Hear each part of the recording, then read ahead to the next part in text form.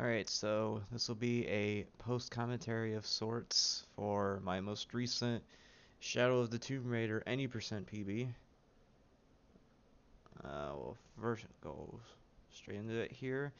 The first thing I'll explain is we start from a save file, and doing that avoids 12.5 minutes worth of cutscenes and downtime at the start of the game, as opposed to starting from new game. Okay.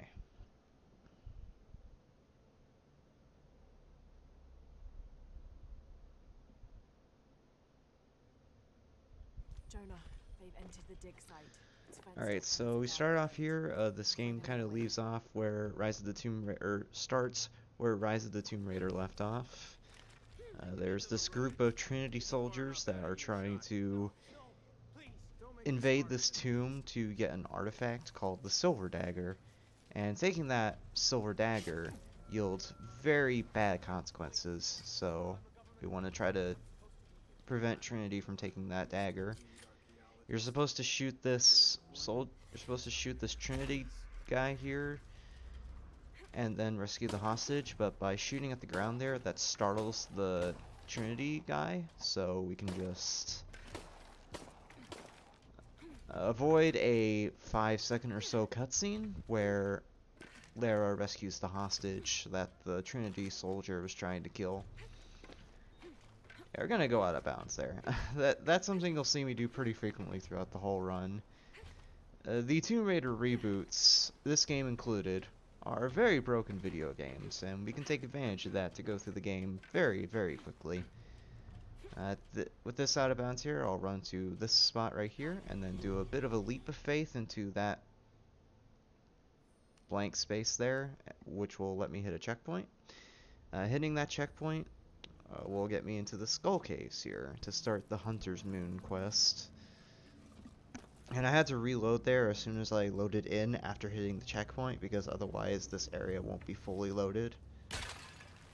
This cave looks like it's usually underwater. So I'm gonna do a neat little trick here that I don't think this technique in general has a concrete name, but I call it scramble clipping. So basically, you're gonna see that I aim in third person and hold backwards while scrambling, or rather, I scramble while aiming and holding backwards, and that causes some weird clipping issues with Lara's model, which lets you get out of bounds. And I do that to skip this section of the Skull Caves. At this point, you're supposed to do a bit of swimming that serves as the game's tutorial for both avoiding traps and swimming. But by going out of bounds here, we can skip all of that and save about a minute or so compared to doing this normally. So we can just pop up right here at the end of where that swimming section would take you. I have to jump over that spot there because there's a tripwire and that would spring a trap. So now we're in this tomb Jonah, here. I made it. The goal is to get to that pyramid, or to get to the top of that pyramid. And to get to the top of that pyramid, you're supposed to do this puzzle where you manipulate these bell platforms here by pushing carts on top of them.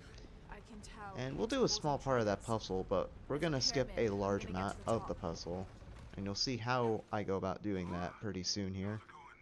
Good. I attempted to do a little time save there, where if I just go through that area without stopping, I can skip the slow walk, or walk and talk rather, with Jonah there. Unfortunately I didn't get it, but it's not that big of a time loss.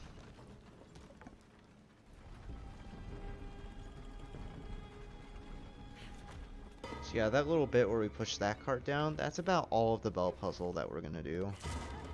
I also did a little time saver there, which skips having to climb up a rung on that bell platform, which saves a bit of time.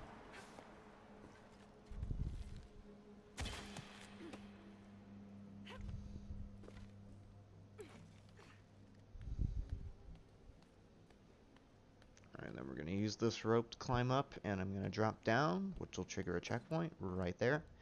And I'm going to reload checkpoint so that rope despawns, so I can do this really interesting glitch here. Fortunately, this glitch is a little precise, but I'll get it pretty soon here. And I'll explain it a little bit here, and then explain it much more in depth later in the run. I can kind of get a bit of a hint as to what I'm trying to do here.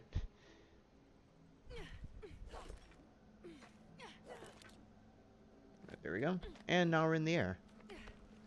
So this is a glitch called airwalking, and I'll explain it a bit more in depth later. But basically, by throwing a grappling hook at a grappleable ledge, if you time it right, Lara will get in a state where she can move in the air without losing height. And we use that there to skip a puzzle, where you'd have to push another one of those carts. Well, it doesn't really skip all the puzzle, just part of the puzzle. And it also skips a little scene where you grab the silver dagger. Okay. So I'm going to do a quick stealth kill on this guard. You're pretty much forced to do it. Climb up here, and then when I go up this hill, I'm going to do 2 melee attacks in quick succession. That skips a slow walk when going off that dirt hill, which saves a bit of time. I'll run up to these guards, and while I run up to the guards, I'm going to equip my shotgun to kill them in one shot. Also, I'm playing on the easiest difficulty here, so with the easiest difficulty turned on, there's an auto-aim added in, and auto-aim really isn't that useful in most other games, but it's pretty helpful for the combat in this game, for the few sections of combat that we'll be doing in this run, because, spoilers, we'll be skipping a lot of combat. There's a weird thing that can happen with this cutscene where sometimes you're unable to skip it, and I don't know what causes it. And I reload checkpoint here just so the enemies are in a bit more consistent position. And I have to go through this little bit here quickly, because if I move through this area quickly enough, there's 2 guards in that room to my left, and if I move through that area quickly enough, they won't spawn, which saves a bit of time in doing that fight sequence.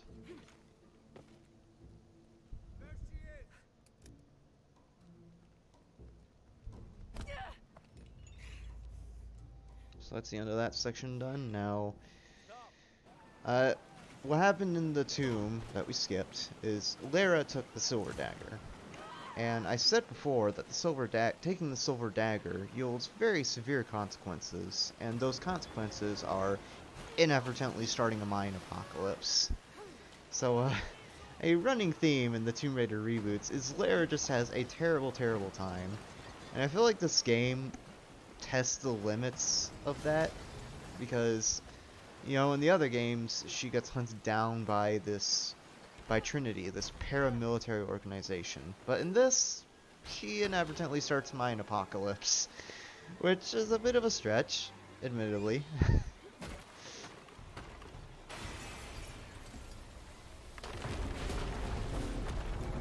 Anyways. Okay, this is our first real swimming section of the run. We kind of did a bit of swimming earlier in Skull Caves, but this is the first swimming section that we'll be doing when inbounds. The important thing with these swimming sections is you're intended to use these air bubbles to refill your air gauge, but of course we're gonna skip that because using the air bubbles plays an animation that wastes a few seconds. Also, right there, I did a checkpoint reload as soon as I opened that door. That skips an animation where Lara opens the door, which saves a few seconds.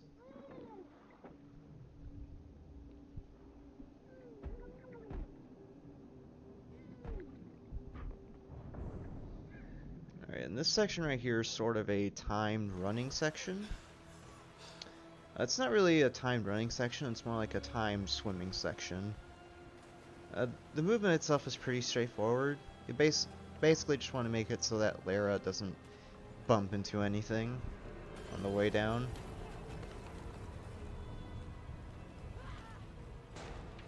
So yeah, with the mine apocalypse I was talking about earlier, as a result of that apocalypse, a few natural disasters will occur as part of the plot, this tsunami being one of them.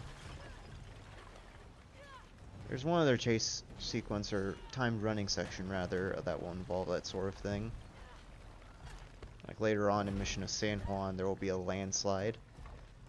Alright, so this is the first real climbing section of the run, and the climbing sections in this game, and the other Tomb Raider reboots as well, are very tricky because the controls when climbing are very sluggish. In that if you want to change directions while climbing a ledge, you want to give yourself a half-second delay. Otherwise, if you like very quickly switch from say holding up right to holding up, Lara will go the direction you're holding previously, as opposed to the direction you're holding. So in the scenario I mentioned, Lara would just jump to the right, which more than likely results in death. So you don't want that. Anyways, we're out of Cozumel, and now we go into an unskippable cutscene. There's a fair amount of these that we have to watch during the run. This run ended up at around an hour and 15 minutes or so, without the intro, of course. And around 17 minutes of that is spent watching these unskippable cutscenes. It is unfortunate that the speedrun has unskippable cutscenes, but it's the nature of the beast with this game. Turn the volume up on the video a bit. There we go. So yeah, the plot with this cutscene is we got out of Cozumel, and we have got a clue, which is... The riddle says, oh, Lara will chase say the here heart of actually. the serpent to the Silver Crown Mountain, where the twins confer. Yeah, got that clue right Wonder what the there. twins are. Basically, as part of the plot, we'll get these clues that tell us where to go next. We'll concentrate on the Cloudy Mountain. I'm trying to remember the plot behind it so I can explain it. How do we know we have the right one? Basically, there's these two artifacts. Only clue. The silver dagger that Laird stole, and the silver box. Getting both of those allows the person that collects them to do this ritual to summon this basically Mayan god or goddess called Kukulkan, who was according to some Mayan folklore, as I'm understanding it, as the god or goddess of creating and destroying.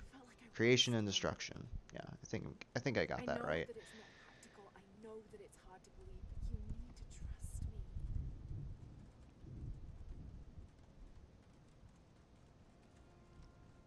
So yeah, now that Trinity has the silver dagger, and we inadvertently started a mine apocalypse, we basically, at this point in the story, and from here onwards, have to go on this wild goose chase to ensure that Trinity, specifically this person named Dominguez, doesn't end the world by making this ritual come true. I don't like this storm. Should we come back in the morning? We're so close. Another thing with this game, with the unskippable cutscenes, is with this game and the other Tomb Raider reboots as well, at the campfire save spots, which are a staple of the Tomb Raider reboots, you can change the outfit Lara is wearing, and in particular, a really funny costume you can make Lara wear is the Tomb Raider 2 model.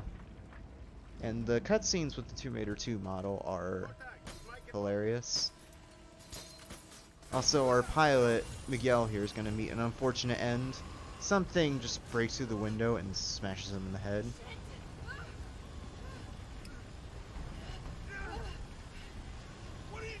Not sure what that is, actually. It looks like a cannonball to me, but it's probably a rock. I don't know. Minor details.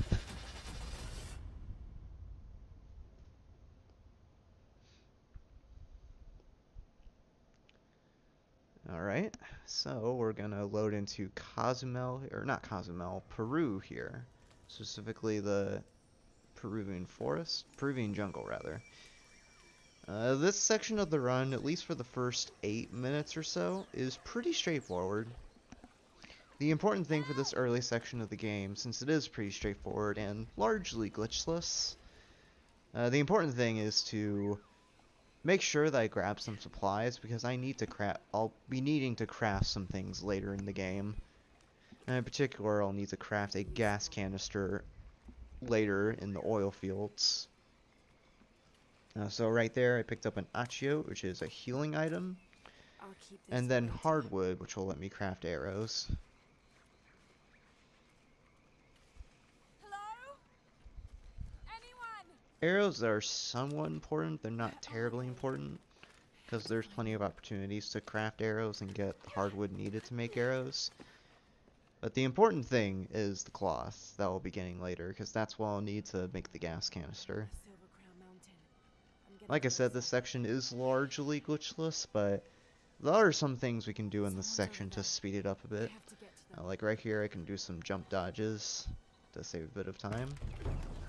Right there, you're forced to walk though, so you can't do a jump roll there, or jump dodge rather. This game also has some really weird compensation when it comes to scripted sequences. So say for example,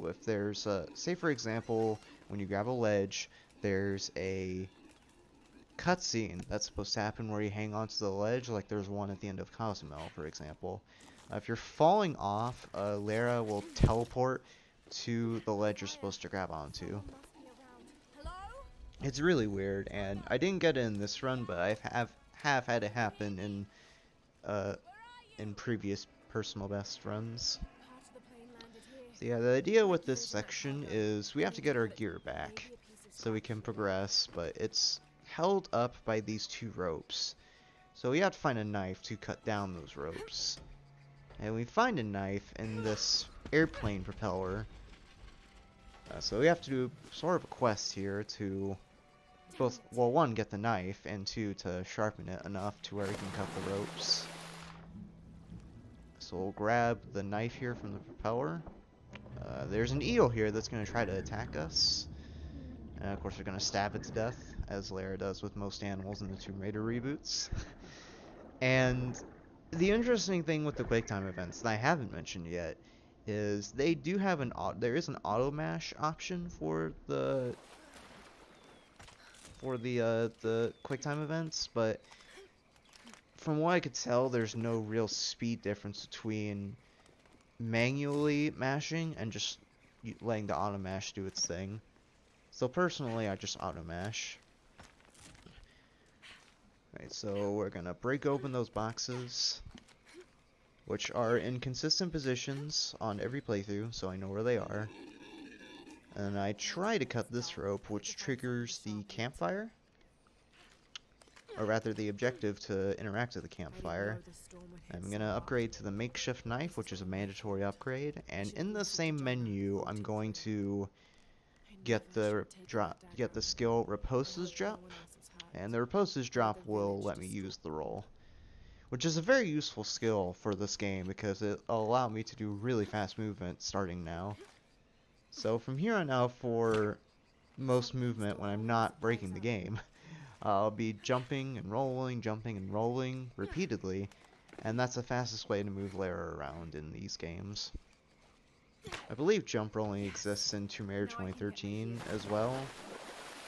Although, with Tomb Raider 2013 in particular, that game doesn't have a run button. So the movement, in my opinion, in that game is a bit more sluggish. But Tomb Raider 2013 is still a pretty good speedrun. I want to pick that game up one day. So yeah, we cut the box down, but we got our gear back. Miguel? I don't like this. Miguel? Yeah, the idea behind this first part of the jungle is we're trying to find our crew who got lost after the plane crash. And in the process of doing that, we come across these jaguars who really don't like us coming into their territory, so We're gonna have to fight them pretty soon here, although we do have a bit of a slow walk beforehand. God. So the Jaguar fight coming up is actually really nice for the run because we can pick up a decent amount of supplies during it. Because there's a lot of downtime during the fight that will allow us to do so. Coming up pretty soon here. Like I said, there is a bit of a slow walk before it.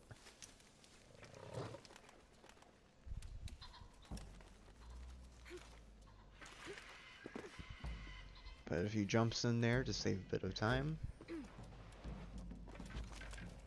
Alright, so the idea with this fight is there's this Jaguar right there, and we have to basically just shoot a bunch of arrows into him. And once we shoot him enough, there's a second Jaguar that will come out, which will trigger a quick time event, leading into a cutscene, and that will finish the fight. So the idea with this fight that makes it good for picking up supplies is occasionally the Jaguar will go into the burrows, or these burrows that are on the sides of the arena, and there's a few seconds of waiting whenever he goes into those burrows, which allows time for picking up supplies. Picked up some cloth, which, as I mentioned, I'll be using to make an explosive gas canister later on in the oil fields. And also some hardwood and achiotes for making arrows and healing, respectively.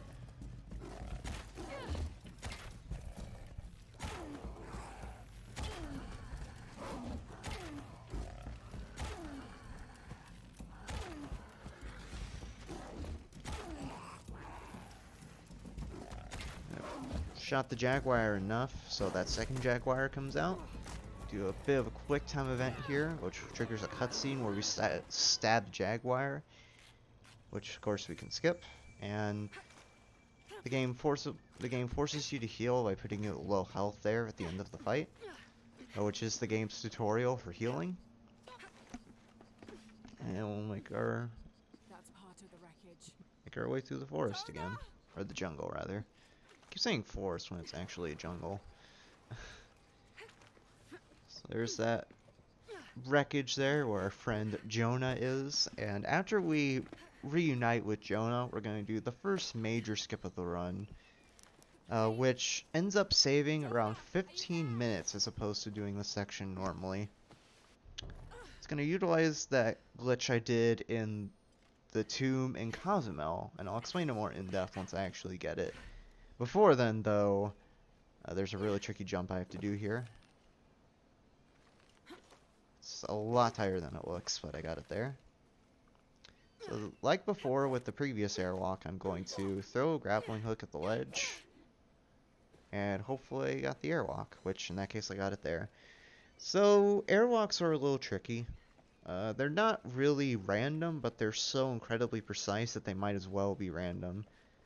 Basically, like I kind of explained before, you want to throw the grappling hook at a grappleable ledge, and if you time the throw just right, Lara will get in a state where, as you can see, she can run through the air. In some cases, you want to dodge roll to stay in the air, but in this case, we can just run through the air. We do need to be careful though, because as soon as we drop our sprint, we're going to lose a bunch of height very quickly. So we just have to keep on running. Fittingly, as this is a speed run. The annoying thing with the airwalks, rather, is you'll notice that I'm constantly shaking the camera. A very weird property with the airwalks is while you're in this airwalk state, the game will constantly try to recenter the camera, and that's incredibly annoying when you're trying to move out of bounds precisely. So, in order to prevent the camera from trying to recenter itself, you have to move the camera constantly. So that's what I was doing there. I was shaking the camera up and down like that to prevent the camera from recentering itself.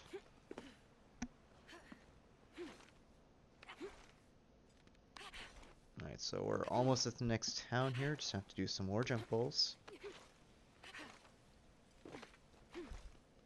Gonna get some more cloth here from this crate. I don't really need it. I just prefer to get it for safety. Just to ensure that I have enough cloth for the gas canister that I need later. Alright, so now we're at the next area, Kuwagyaku. That skips a sort of a flashback sequence where you platform as young Lara in her childhood home, the Croft Manor. I believe another fight with the Jaguar and a fight with some Trinity soldiers. I believe that's what you skip with that. Yeah, there's that. Little cutscene there. The game forcibly pulls up the map, but you can close out of it with escape. You'll notice the FPS counter in the top right go from 60 to as low as 40 there. Because of all of the models and NPCs that are in this area, it's really intensive, even on really good CPUs. And I have an FPS counter in the game window, by the way, because it's a community rule that you have to have an FPS counter somewhere in the video, just to prove that you aren't cheating and running at an FPS that's higher than what's allowed, which in this case is 60. Luckily, unlike Rise of the Tomb Raider, this game doesn't have any FPS dependent tricks. It's just up there as sort of a legacy community rule. And I also used a campfire there for safety, just in case I fail this out of bounds coming up. So I'm going to aim in third person, hold left, and then slowly move the camera to the left, which will let me clip out of bounds. Do a bit of a roll here to clip myself through that gap, so I can jump on top of these rocks. And this is the very obvious out of bounds, where you can tell what's happening. This game, or this out of bounds rather, it's really hard to see where you're going because of all the trees and shrubbery that fill this environment. Which is annoying because just to my left, if I'm not careful, I will fall down, and in the case of out of bounds with this game, I would fall forever, and I'd end up having to reload checkpoint. But that's okay, just basically have to make sure you don't move too far left. So I go to that point, while I'm out of bounds, I go to that point where there's that red barrier that you saw. And then once I see that red barrier, I jump back in bounds. And I go to this other side of the ledge here, so when I go back, I trigger a checkpoint. And that skips all of the Path of the Dead quest line. With the Path of the Dead quest line, you're supposed to go into this tomb and explore it. And then you come out the other side, and you come across this group of ravenous indigenous people. And there's also some Trinity soldiers you'd fight on the way to the temple. But with that out of bounds, we skip all of that. Pretty decent time save, because we skip pretty much all of Kuwagyaku with that. No, I know what I saw. And it's because of that this ends up being one of the shortest segments of the run overall. Jonah? We're downstairs.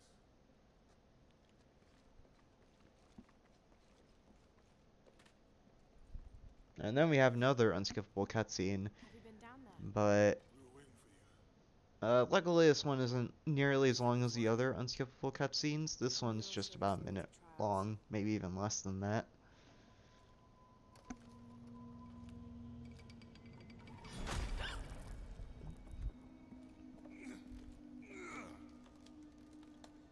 I may know another way around. Okay, I'll go ahead and meet you on the other side.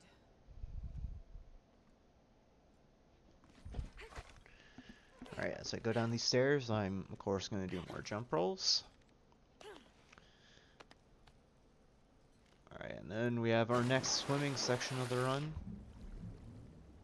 Now, I mentioned before that when you're underwater you have an air gauge. Again, what you're intended to do with these swimming sections is when you're almost out of air, you're supposed to use an air bubble, like you'll see coming up when I get to the end of this little crawl space. You're supposed to use that to refill your air bubble, but doing that plays an animation that wastes a few seconds. So instead, what I'm going to do is I'm going to reload checkpoint as soon as that checkpoint triggers, and reloading checkpoint like that refills my air gauge, so I can keep on going. Also, when I go down here, in this next room, I want to hug the left side of the room, because if I don't, there's an eel wandering through this room that you kind of saw there on the right side of the screen, And if I get too close to him, that'll trigger a quick time event where I stab the eel, kind of like Lara did earlier in the Peruvian jungle, which wastes a few seconds. So now we're in the trial of the spider, and this is actually a pretty interesting section because it has a neat little optimization that we do here.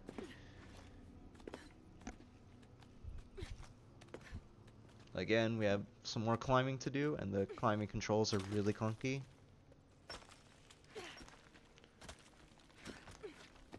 Alright, so I'm gonna move a bit in here just to give myself enough room to do the jump.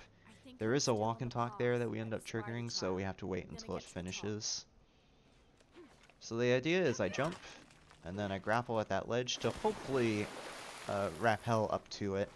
I was a bit too low there, so I ended up falling down, but that's okay. I can just retry it. It doesn't waste too much time, but it's still an annoying time loss nonetheless, because you have to do all of this climbing again. And as I said, the climbing controls in this game and the other reboots are very clunky.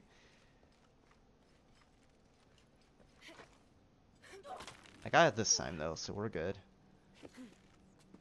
And this saves a few seconds or so as opposed to the other methods of going through this room quickly. What you're intended to do in that room is use a rock at the top of the room to swing over with the rope, but we can skip that, of course. So now we're in the trial of the eagle, and this is actually a pretty interesting puzzle when you do it quickly, but you could probably guess what we're going to do here. We're going to do another airwalk. This particular airwalk took me a few tries in this run, because like I mentioned before, airwalks are not kind. They are incredibly precise and or random. So you saw there, I tried running off the ledge, operating under the assumption that I had the airwalk when I actually didn't. Because there are multiple frames in the grapple throw animation when you do when you initiate the airwalk, where Lara holds the grappling hook in her hand, but only a few of those frames actually make her go into an airwalk state where she can run through the air. Yeah, anyways, with this out of bounds, I'm gonna run up that rock to gain some more height. And this one will be a little weird because I'll be just running into the distance here, and right about now you'll see those textures pop up. And with those textures, there will be some water. I'm just gonna run here, and the water will pull me up, so I can climb up here. Also, most of Lara's model, except for her head and grappling hook, is not loaded in. I go there, which triggers a checkpoint, then I reload, and the game's back.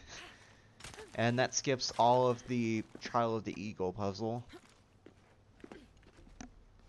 We'll be doing yet another out of bounds, or airwalk rather, coming up. I forget what the name of this trial is, but it basically involves swinging on these things hanging in this underhang, as you'll see coming up. Before I do this particular airwalk, I'm going to take a safety campfire.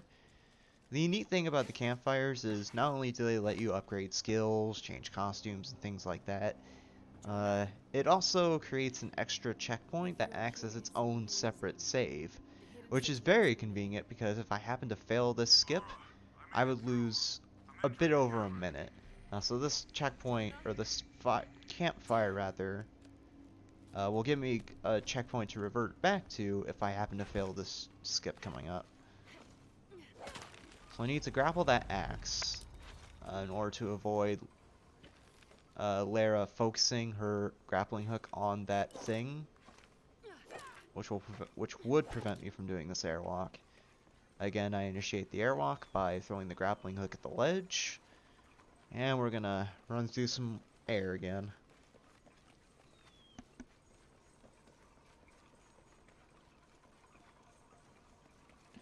So the tricky thing with this airwalk in particular is there's a bunch of rocks and trees in this area that are solid, and if I hit any of those solid trees or rocks, I will lose a bunch of height. And that's bad because if we lose too much height here, we'll hit a checkpoint, which will trigger a unskippable cutscene that's several minutes long, and obviously we don't want to sit through long cutscenes like that. So you do have to be pretty careful going through here. You just have to make sure you don't hit any trees or rocks, like I said. The convenient thing with this particular airlock, though, you'll see when I go around this corner, there'll be a checkpoint triggered there on the bottom left of the screen with the Tomb Raider logo. That'll be a very neat checkpoint to revert back to because, like, yeah, the checkpoint triggered, but that trigger doesn't lead to an the unskippable cutscene that I mentioned. So we won't have to sit through that cutscene if I end up having to reload that checkpoint. So yeah, that skips a huge portion. Not only did it skip the trial that I mentioned, it also skips that unskippable cutscene I talked about, where you meet several characters in this village basically filled with indigenous people, which is called Paititi. Like Etsley, who is my favorite character in the game, by the way, and Unuratu and Uchu. But yeah, obviously we don't want to sit through that in a speedrun, so we're just gonna skip it. Another airlock yet again, right after I get into the hidden city. Unfortunately, I didn't get it here.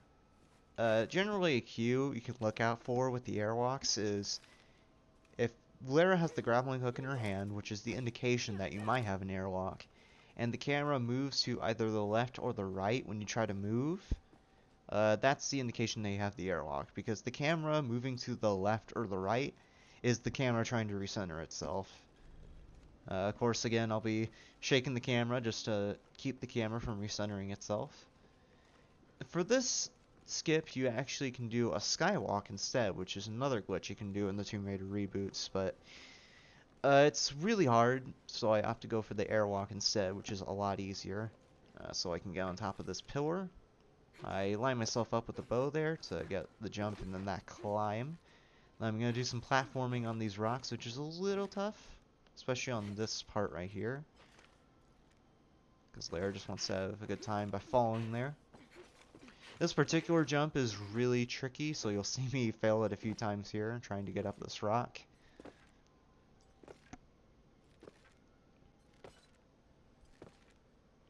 Come on, Lara, you'll get there. I believe in you.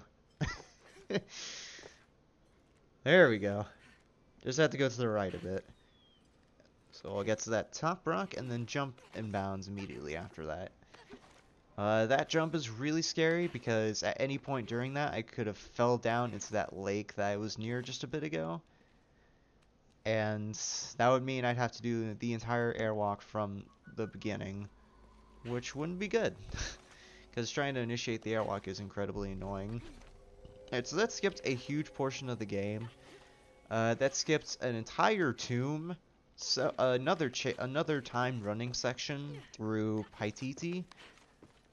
A quest in this dungeon, or tomb rather, where there is supposed to be a door that keeps you from not doing the quests, but because of the sequence breaking that we did, that door is not loaded, so we can just run right through there. And also, when that checkpoint triggered, I needed to checkpoint reload in order to load Unuratu's model here, and I need to load Unuratu in, otherwise I won't be able to trigger this slow walk here. Or I guess it's technically a walk and talk, but it's more like a slow walk. And this looks like one of those scenes in the game where it's a skippable cutscene, but it isn't. It's a slow walk.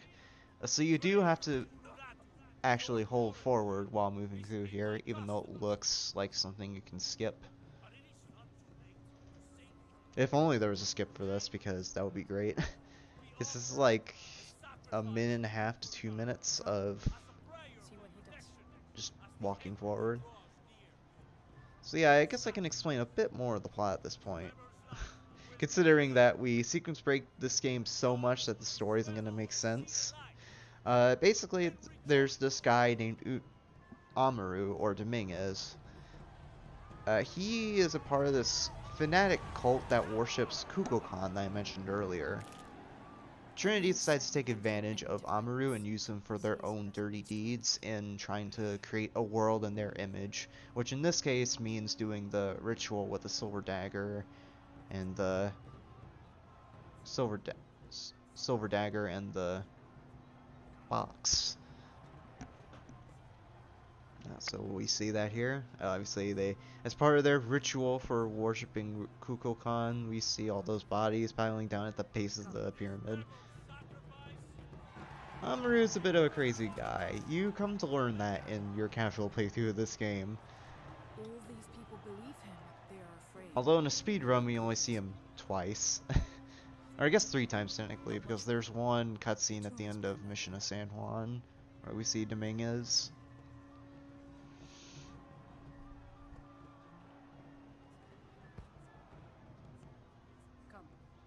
So this is one of the funnier cutscenes with the Tomb Raider 2 model, because at the end here there'll be these 2 guards that we're going to say a secret password to, and they accept us as one of their own because we know the secret password. And it's just so funny seeing that part with the Tomb Raider 2 model because of how goofy the polygonal looks in the cutscene. Unfortunately, I didn't show that off here because obviously I was going for a PB, and going to the campfire to change costumes would actually waste time, so I didn't do that here. But it's really funny when you do sit to these cutscenes with the Tomb Raider 2 model. Alright, so here is a more traditional trick in the Tomb Raider reboots. You saw me do it a bit ago in the Skull Caves, and I kind of explained it there. But to explain it again, I aim while holding backwards, scramble while still holding back and aim, and by doing that it causes some weird clipping issues with Lara's model, which allows you to clip through walls and doors.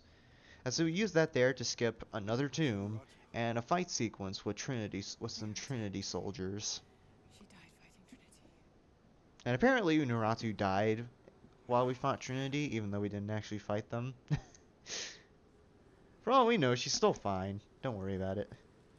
Also, with this particular PB, you'll notice something a bit odd. Jonah and Etzli aren't here. For some odd reason, with this run, I had a glitch happen where Jonah and Etzli didn't spawn in, so they're just invisible for the duration of the cutscene. And it's gonna look really weird because at this point we hand this medallion right there to Etzli, and since Etzli's invisible, it just looks like the medallion is hanging in midair. And whenever Etzli does any sort of body motion, the medallion just swings around in midair, and it looks really weird.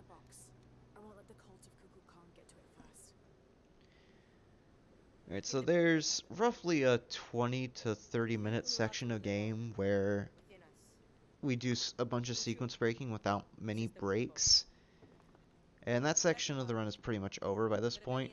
There's still some amount of bounds and interesting sequence breaks we're going to do from here on out. But at this point in the run, we get back into the string of sections with unskippable cutscenes.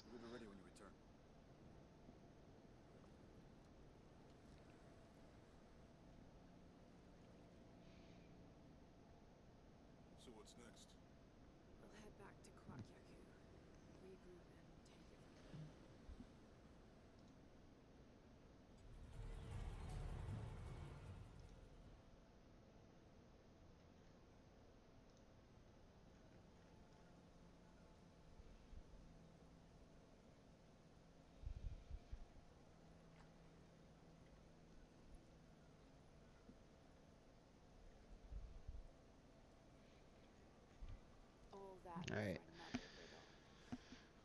So, I mentioned before that Lara just has a terrible time in the Tomb Raider reboots, and you'll see that again with this cutscene. We think at this point that we're safe and sound, and we can just go ahead and take the silver box from, or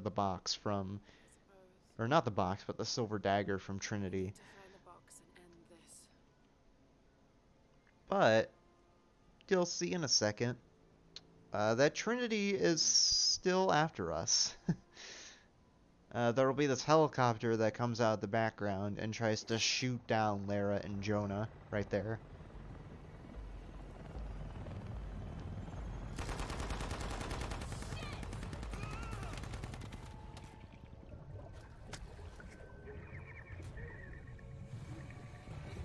But yeah, this cutscene leads into the oil fields, and the oil fields is probably one of my favorite sections of the run because it has a really cool airwalk that leads into a skywalk, which is the first one I'll be doing in this run. And also, it has a few neat stealth sections that, for a marathon setting, I'm pretty scared for, but they're actually relatively consistent. So for the first one, I just do a few jump rolls to get past these guards. And with this guard right here, when I get close to him, I need to make sure that I don't roll, because otherwise they'll make him suspicious, as indicated by that diamond on the edge, that diamonds that will appear on the edge of the screen. Alright, so for this one, I just want to do a few dodges. I'm not going to do any rolls. You don't want the diamonds on the edge of the screen, which are basically signify whether or not the enemies are aggroed.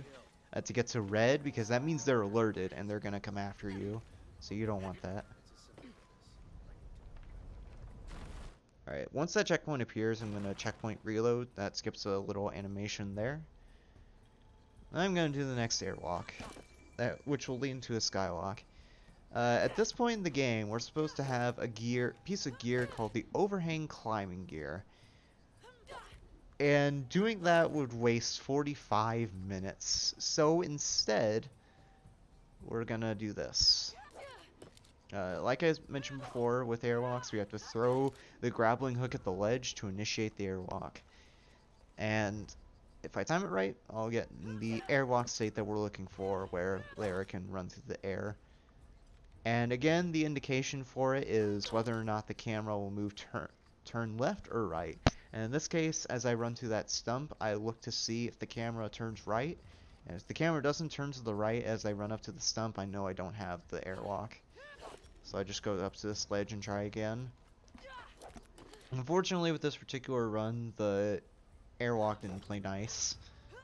So I ended up having to do this grapple throw a bunch of times before I actually got the airwalk.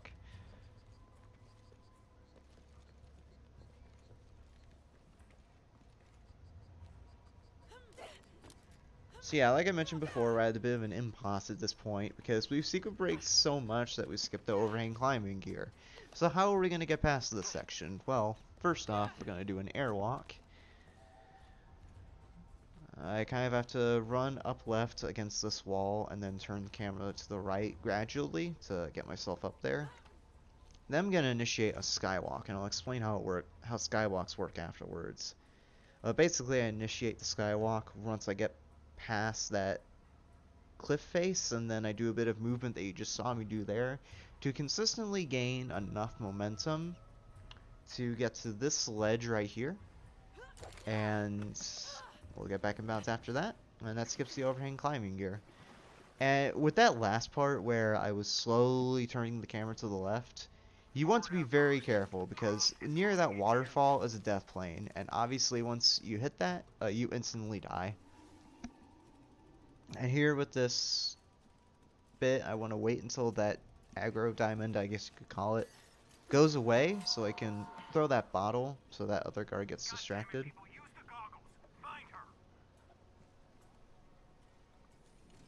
I'll explain airwalks in a bit, but we have another stealth section right here. And this is where the cloth comes in handy that I got earlier. I'm going to pick up this gas can right here, craft an explosive gas canister, and throw it between those two guards, which blows them up. And I'm able to run through there. So I'll explain how skywalks work. Basically, if you tap the key or console analog stick direction, that's opposite the direction Lara is facing relative to the camera. So if Lara is facing away from the camera, press down, or if Lara is facing towards the camera, press up. She will get in a state where she's in the falling animation, but you can still control her and move her around. So you can use that to, in that case we use it to get up to the ledge and skip having to use the overhang climbing gear to get up that rock face. So this section is interesting because there's two different routes you can use to get through this area. You can either do an out of bounds to skip straight to the end of it, but if you do that then you run the risk of soft locking the game. So in my case I opt to go inbounds and fight these guards. And after that little cutscene where after I dropped down from the rope, I got a skill called Jaguar's Fear, which is basically built-in friendly fire. Once I shoot a guard with a Jaguar's Fear arrow, that will cause the guard to hallucinate and shoot his own comrades, which is good because getting through this section will be really hard without it. There is an out of bounds you can do to despawn the guards, but I opt to go through here as intended instead. Yeah, take care of those guards, and then once that checkpoint appears in the crawl space, I reload checkpoint, and that skips an animation where Lara crawls out of the crawl space. Come in, please. He's not gonna answer, Lara. What? He's dead. Now you can A bit of a slow walk here where Rourke fools us into thinking Jonah's dead. Fuck you, Rock. Yeah, very well said, Lara. I'm And this is kind of where the climax of the game is, as far as the plot goes, because you're trying to escape from Trinity and find the silver box. And they're just making Lara's day worse and worse. Like right here, we have to get through this oil refinery. And this is another, not really a timed running section, but more of a climbing section like we had before at the end of Cozumel. Skip that cutscene there. This is what the main thing you would end up skipping with that out of bounds I mentioned earlier.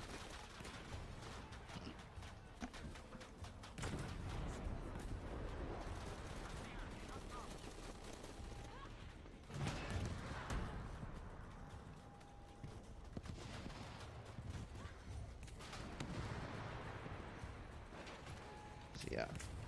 We're almost at the end of the climbing section here. Just have to do a bit more ledge shimmying.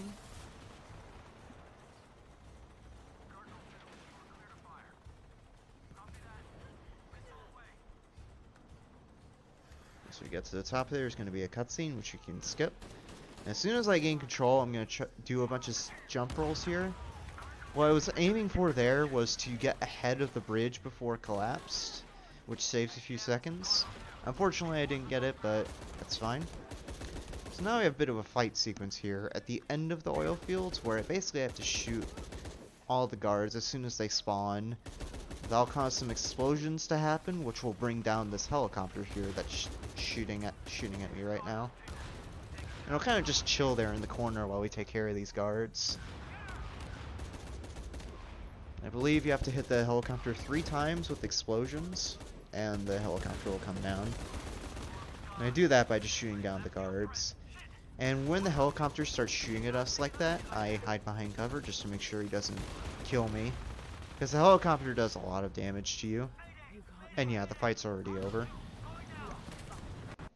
And that leads into another unskippable cutscene that takes, let's say, around 3.5 minutes or so. Around there.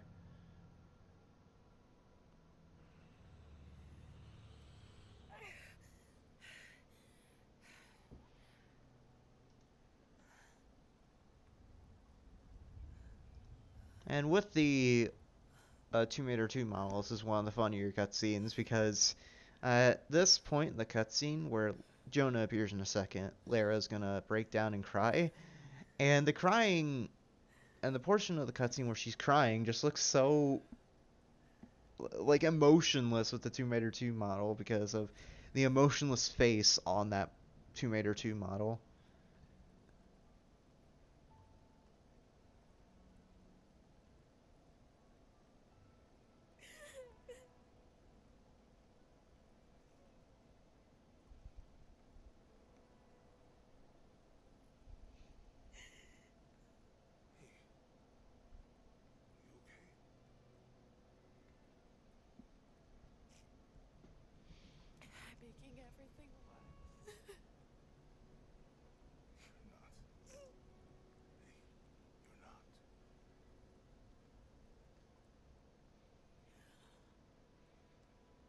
Yeah, the cutscenes are gonna stop once we finish Mission of San Juan.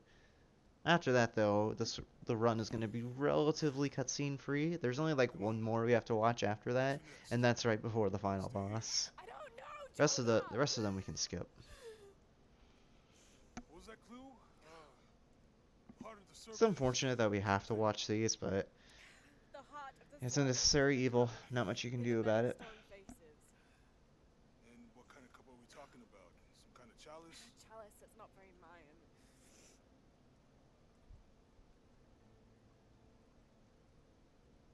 Wait. So yeah, this cutscene is basically them. Well, after Lara gets her emotions out, let's talk about the next clue, which will lead them to the mission of San Juan. And the mission of San Juan is actually pretty interesting because it's the shortest area in the run alongside Kuagyaku, because we skip pretty much all of it, and from the very beginning of the area as well. Could be dozens. With a pretty interesting out of bounds, which thankfully has a backup in case I miss it. And you'll see that when it comes up. Come on, the road is this way. We'll get out of here, talk to some people.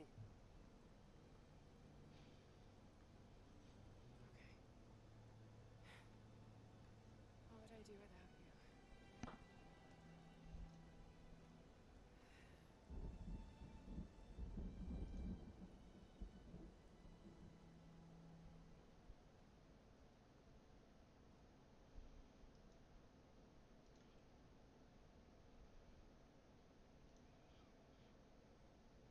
Alright. Yeah, I think the reason that these cutscenes are unskippable is because, I might be getting this wrong, but I believe how it works is the game is trying its hardest to load in the next area. So it uses the time spent watching those cutscenes to load the assets for the next area.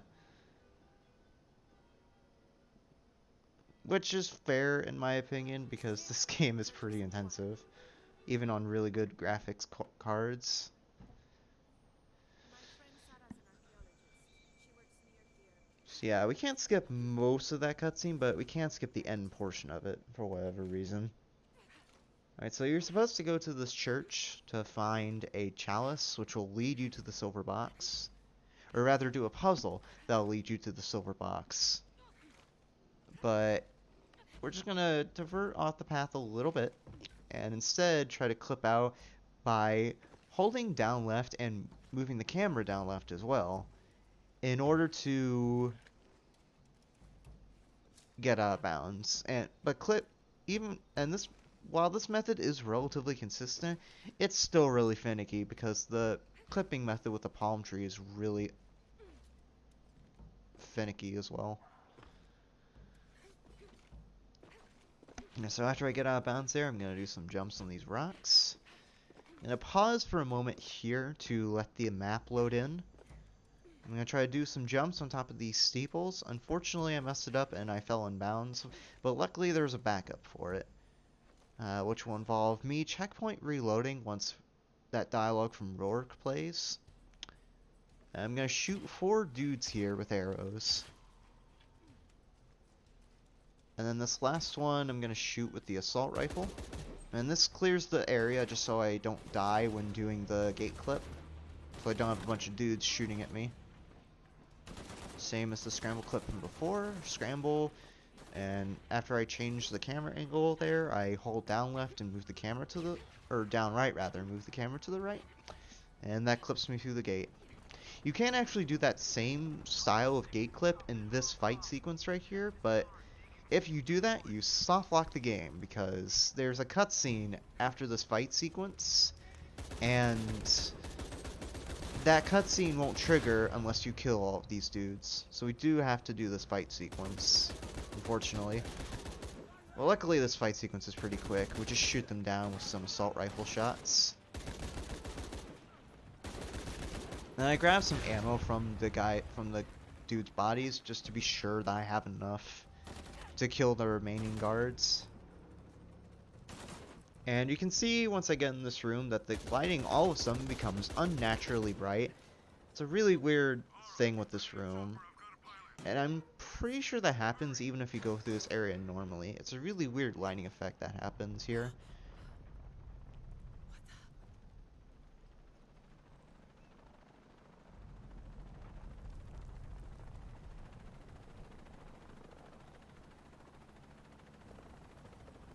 So we have a bit of a slow walk there at the end. We trigger another unskippable cutscene, but luckily this one's very short. Like the one in the Kuwagyaku tomb, it's less than a minute. So it doesn't take too long here before we can get into the action again. Jonah!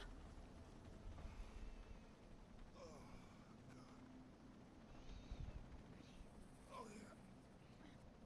I got it. I'm good.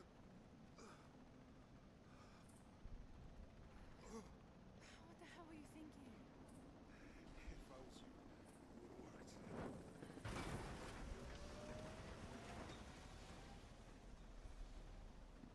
They might not get far. Go, we got this. Alright, so after that little cutscene there, we have a time running section. I mentioned before with the apocalypse that, or mine apocalypse, that Lara triggered. There's several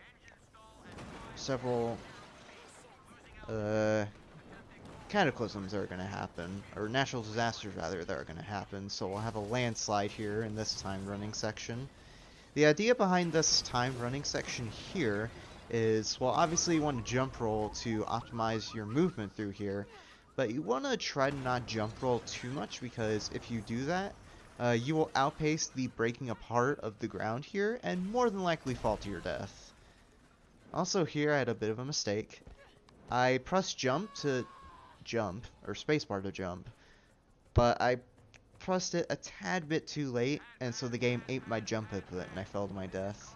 The unfortunate thing about dying there is you get sent back to the very beginning of the timed running section, but it doesn't lose that much time in the grand scheme of things. It's just an annoying time loss. My marathon estimate for this would be around 1 hour and 30 minutes, and this run, without the intro, was around 1 hour and 16 minutes. So I think a 1 hour 30 minute estimate is pretty fair. Technically I could lower it to 1 hour and 25, but I wanted to keep it at 1 hour and 30 minutes just to be safe. Even though this run is fairly consistent. Or rather, I'm fairly consistent at finishing runs of this.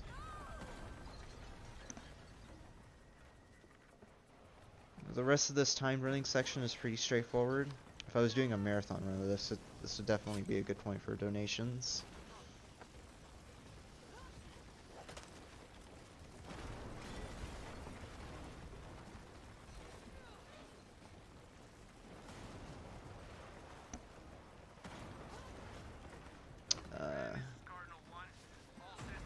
One last point in this timed running section where we can die. If we end up mistiming our jumps here, we can fall in a pit and die. But we didn't, so we're good. And we're out of Mission of San Juan, and after this we'll have a double whammy of cutscenes. One cutscene at the end here, and then another one in Paititi. So the plot at this point, essentially, is Dominguez has successfully taken the box, as well as the dagger, and he's about to complete the ritual that will trigger a full-on Mayan apocalypse. So we have to stop him from initiating that ritual. But they have a lot of he has a lot of Trinity soldiers and Kukulkan cult members guarding him. So we have to devise a plan with the people of Paititi to attack the Trinity forces guarding the fortress that Amaru is doing his ritual in order to stop him. Well, this bit of cutscenes lasts around 5 minutes in total, a little less than 5. And once we get past these cutscenes, there will be no more cutscenes in the run, thankfully. It's like I said before, but I'll say it again here. It's really unfortunate that we do have to watch cutscenes in this run. 15 minutes of them, or 17 minutes of them, as a matter of fact. But it's really not that bad in the grand scheme of things, because this is still an incredibly fun game to speedrun. Like, even though the airwalks can be kind of frustrating to do, I still really enjoy doing this run. It's one of the most fun some of the most fun I've ever had with a speed game, personally. And I also really enjoyed this game casually.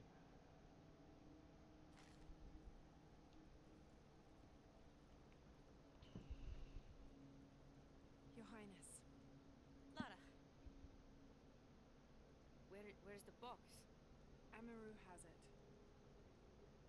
But the death of the sun draws near. We'll get it back before he completes a ritual. This will not be easy. We'll have to adjust the plan. Please, take your time to prepare yourself. We'll gather intelligence and fighters. Thank you.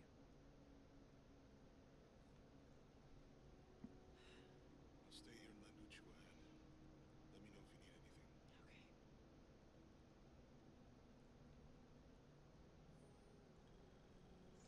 Okay. So we're gonna talk with Etzli here. Well, after he does whatever he just did there. Alright. So the tricky thing with point of no return, at least for doing it safely, is that with the point of no return, and with most end sections of the Tomb Raider reboots, I don't have any access to campfires. So I'm gonna have to rely on checkpoints and checkpoints only. So if I end up hitting a checkpoint in a bad spot, If we go in this way, and get to a point where I don't want to be, like say I end up inbounds, that wouldn't be good. That would be run over. And I don't have any backups for that, but If we approach head-on, luckily the checkpoint in this upcoming area for the out of bounds I'll be doing is pretty convenient, actually. It's right next to the spot where I do the airwalk. But I believe this is the best option. Good. Then, on your order. Gather the troops. Let's go.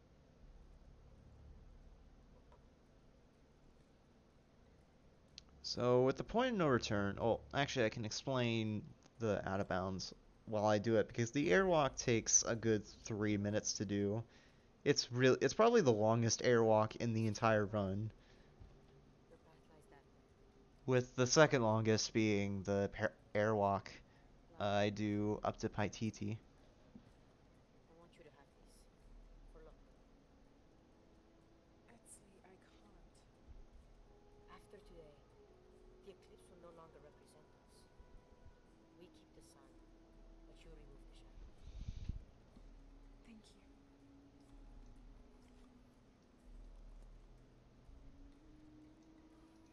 Be careful, Jonah. you too, little bird.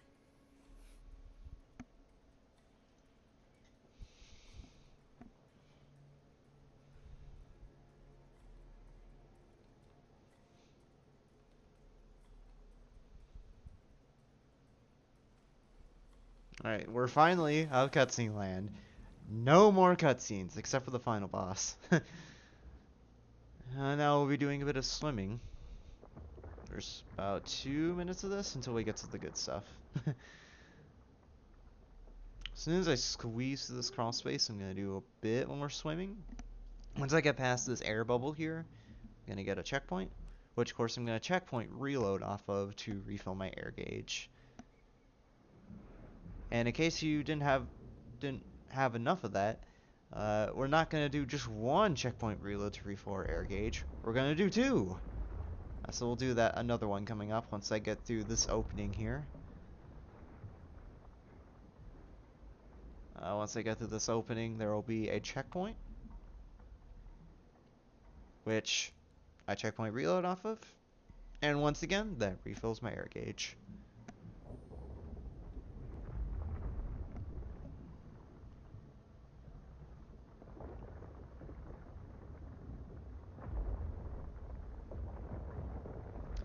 This next bit of the swimming section is pretty straightforward. You just basically have to avoid the rocks and pillars that fall down. It's not too tricky outside of that. Once I get through this crawl space, there's going to be a cutscene, which I can skip. And now we're going to do another airwalk.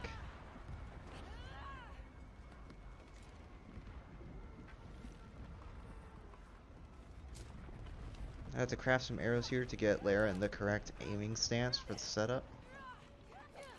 Gonna do the another airwalk. believe I got this first try. No, I got second try, actually. Got it there. Alright, so this actually skips another huge portion of the game. It's been so long since I played this game casually that I don't remember all of what you have to do here. But if I'm remembering correctly, what happens here is, you meet this,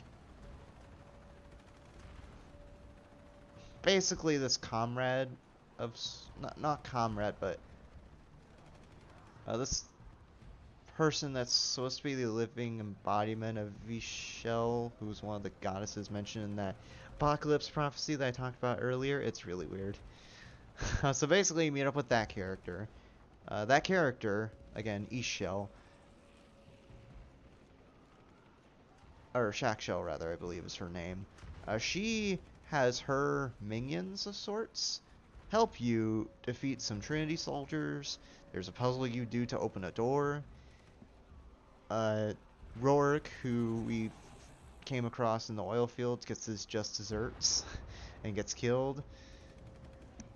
And there's a bit of climbing you do along a rock face, which you need the ring climbing gear for, but we don't have that, so we're just gonna do another airwalk to skip all of that. And like I said, this is the longest airwalk in the game. This takes about a couple of minutes to do in full. Actually, around 3 minutes. Because the fight at the end only takes around 1:10 seconds. The swimming section only takes 2 minutes. And this segment is around 7 minutes long, usually. 6.5 to 7.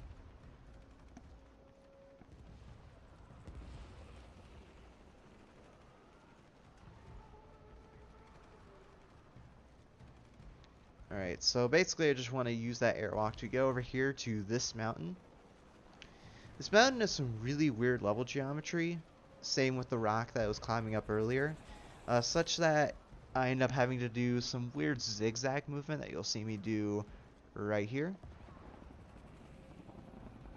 Because the collision on these rocks are really wonky. Like I said, I have to zigzag my way up to get through here. Also on this mountain in particular, there's a bunch of invisible walls where if I bump into them, like I had happened just right there, you'll lose all of your running speed. So you end up having to press shift again to start running. But yeah, I go to the top of that mountain, gets that little apex of the mountain there where I ran on top of that little bump to gain more height. And then I'm going to run over to the top of this tower structure here. And it might look like I'm just running there for no reason, but there is a reason actually, because this tower right here is the final boss arena. Although the final boss isn't actually triggered yet, but in order to trigger him, I just need to break open these 3 pedestals with the grappling hook. Also gonna grab some more ammo for the assault rifle, because I'll be making heavy use of the assault rifle in the final fight coming up here. I'll be using the pistol as well, but the assault rifle will be the main weapon for the final fight here. So I'm gonna break open this 3rd pedestal, and the final fight will trigger. So the environment isn't completely loaded in. Like in the background, you can see that black and white circle, or black and gray circle. There's supposed to be a solar eclipse there in the background, but because we got to this part of the map in a very unintended way, that solar eclipse texture hasn't loaded in. So the idea with this fight with Amaru, or Dominguez, is we just have to shoot him a bunch. And I do that with the assault rifle. And once I shoot Dominguez enough, there's this orange shield right there that'll form around him. And once that orange shield pops up, I go up and stab Amaru. And there's 5 phases to that, so we have 4 more phases to go. And the scary thing with this fight is you don't get a checkpoint until the 3rd phase. Or rather, until you beat the 3rd phase. So, if you die at any point before that, you have to start the fight from the beginning. Luckily, this fight is pretty easy. You just have to be sure you're not close to Amaru when he does that sword attack that you may have seen him do. Because the sword attack is a bit bugged in that it can hit you even when you're really far away from him. So for some reason it ends up having a much larger hitbox than it would seem.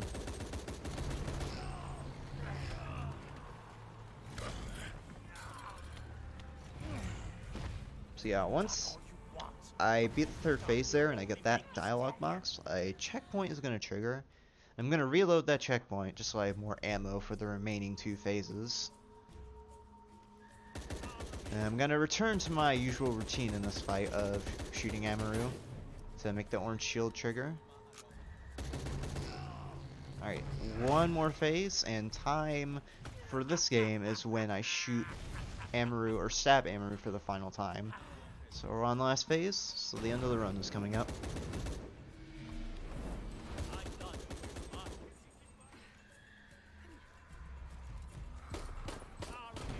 I shoot Amaru for the last time there with a pistol, and that's the end of the fight. Alright, so that's Shadow of the Tomb Raider. It's a really fun speedrun. Despite all the downtime in the game, it's still a really fun run to do. And I'm submitting this to several marathons as well, because I really like this game and I want to be able to show it off at a marathon setting, particularly GDQ. So that's my post commentary on this run. Hope you enjoyed.